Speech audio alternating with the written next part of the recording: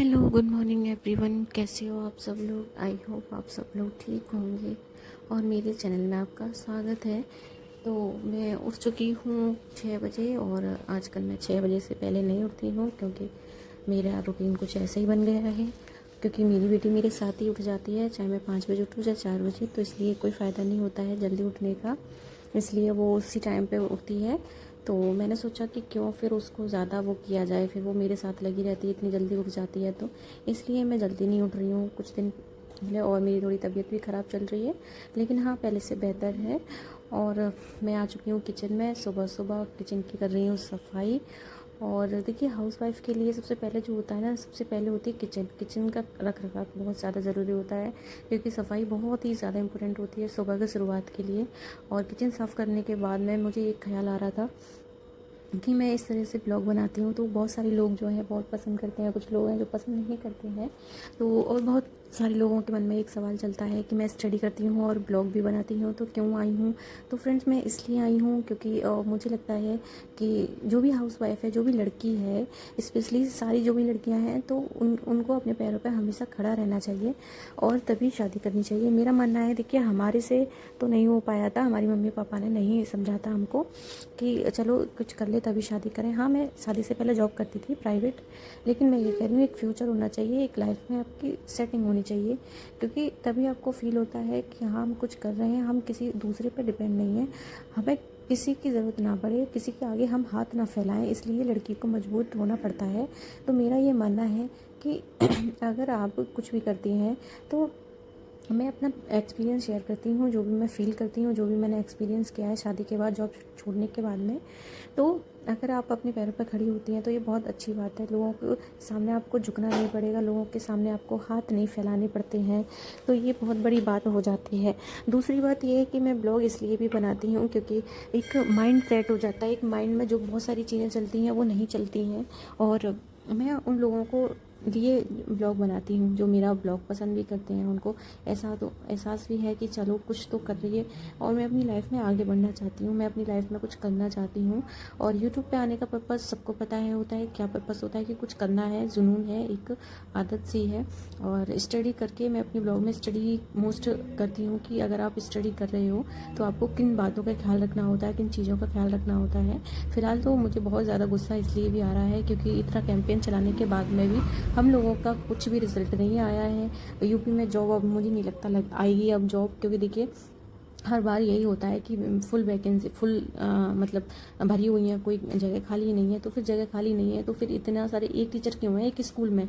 5 teacher होने चाहिए, 8 teachers होने चाहिए, तो नहीं है, ना ही उस तरीके से बच्चे भी आते हैं। तो सबसे ज़्यादा प्रेफर किया जाता है कि माँ बाप भी यही सोचते हैं कि बच्चों को ना बस प्राइवेट स्कूल में भेजो, चाहे कड़ी मेहनत करनी पड़े प्राइवेट में। मेरी समझ में ये नहीं आता आप क्यों इस तरीके से कर रहे हैं। जब मैं बीएड कर रही थी, मैं सच बता रही हूँ, उस टाइम पर लोग गाड़ियों से उतर रहे थे। अगर तुम जॉब कर रहे हो अच्छी खासी, इतनी महंगी गाड़ियों में से उतर के आप पेपर देने जा रहे हो, तो तुम्हें बीएड करने की क्या ज़रूरत है? क्यों आपने बीएड करी है? इसका मतलब है आपको पता है कि आप झोल झपाला कर रहे हो, आपको मालूम है कि जो जॉब है वो हमें भी क्या बच्चों का फ्यूचर किस तरीके से रखना है।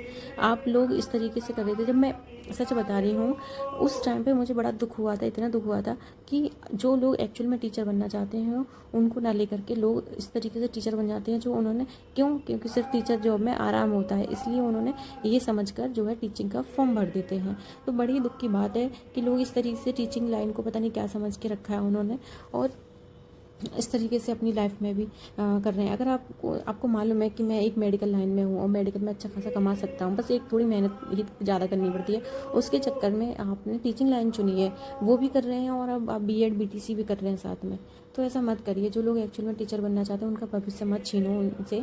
और बहुत सारे लोग भी ये कमेंट कर रहे हैं मुझे, कर रहे थे कि आप क्या एक्चुअल में आप क्या कर रही हैं। तो फ्रेंड्स, मैं बता दूं, मैं सुपर टेट की ही तैयारी कर रही थी अभी तक तो, और अभी भी कर रही हूँ, लेकिन मैं टीजीटी की भी तैयारी कर रही हूँ क्योंकि मुझे समझ में नहीं आ रहा है मैं क्या करूँ, कहाँ से शुरू करूँ।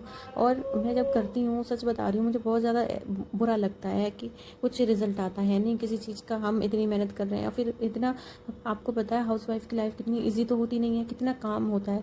2 घर की जिम्मेदारी संभालना, पति को संभालना, सास ससुर की सेवा करना, उसके बाद में बेबी को संभालना होता है। उसके चक्कर में बहुत सारी चीज़ें मैं मिस कर रही हूँ। मुझे मालूम है कितनी सारी चीज़ों को मैं फेस कर रही हूँ। वो उठ जाती है तो उसको सोने में आधा घंटा लगता है, फिर उसको सुलाती हूँ, फिर मुझे भी नींद आने लग जाती है, लेकिन मेरे सोने से नहीं चलता।